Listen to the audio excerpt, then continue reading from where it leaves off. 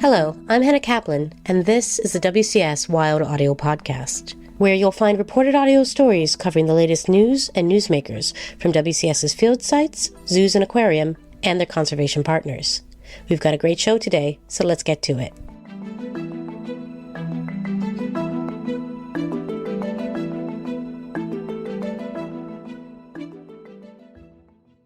On November 14th, conservationists from across the globe will come together in Panama City, Panama, for the triennial meeting of the Convention on International Trade of Endangered Species, or CITES. In this special Wild Audio rebroadcast, WCS Executive Director for Shark and Ray Conservation, Luke Warwick, discusses anticipated action for sharks and rays at CITES, including a proposal to list the entire family of Requiem Sharks for protection. Nat Moss reports.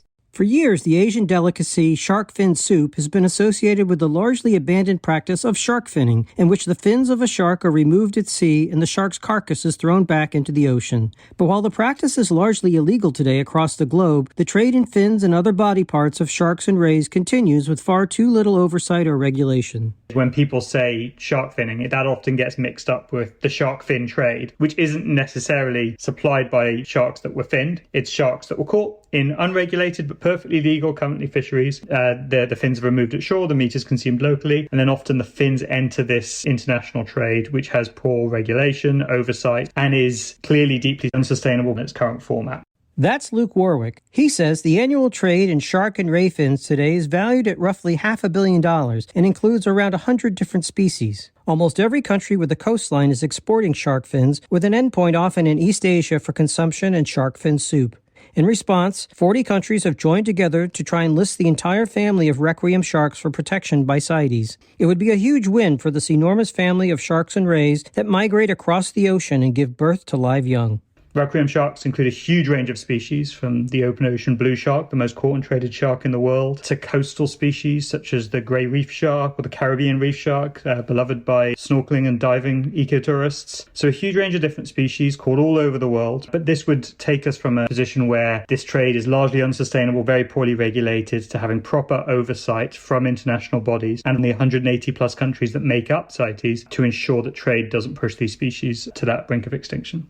Luke acknowledges that, sharks are not the poster child for our conservation campaign. Yeah, I grew up watching Jaws. It's one of my favourite movies. Sadly, though, the advent of the modern summer blockbuster was very good for cinema, not so great for the reputation of sharks. The second most threatened vertebrate group on the planet after amphibians, sharks and rays are particularly vulnerable to overfishing. They grow slowly, mature late, and have few young. They can't take the level of fishing pressure we see on smaller, bony fish, which reproduce quickly and provide huge catches. The result is not only declines in shark and ray species, but also impacts to the ecosystems they protect.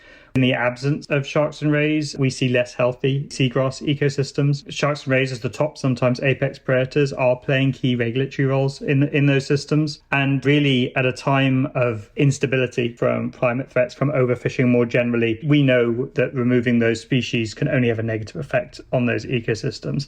And we know that because it's something we're already seeing in many ecosystems around the world. Without action, says Luke, we risk doing to these ocean predators exactly what we did to terrestrial predators, like bears and wolves in northern Europe or on the east coast of the United States. These species are effectively gone ecologically, and our ocean predators now face a similar fate. What's effectively being proposed here at this CITES meeting is to say, no, that's not acceptable. What we need to do is, if you're trading these vulnerable species, the bare minimum you need is to document which species are being caught, where, what levels are, and justify why that's sustainable, which is effectively what CITES rules will bring. So this is long overdue. This is the sort of thing that should have been in place before people started commercially catching some of the ocean's most vulnerable species. Luke and his colleagues hope that these vulnerable species can get the protection they need when CITES convenes in November. We know the situation these species face, and we know that this lack of regulation is a key part of it. So here we have an opportunity in Panama City, Panama, for governments to actually change that and to start us on a better pathway that's urgently needed to save the world's sharks and rays. For WCS Wild Audio, this is Nat Moss.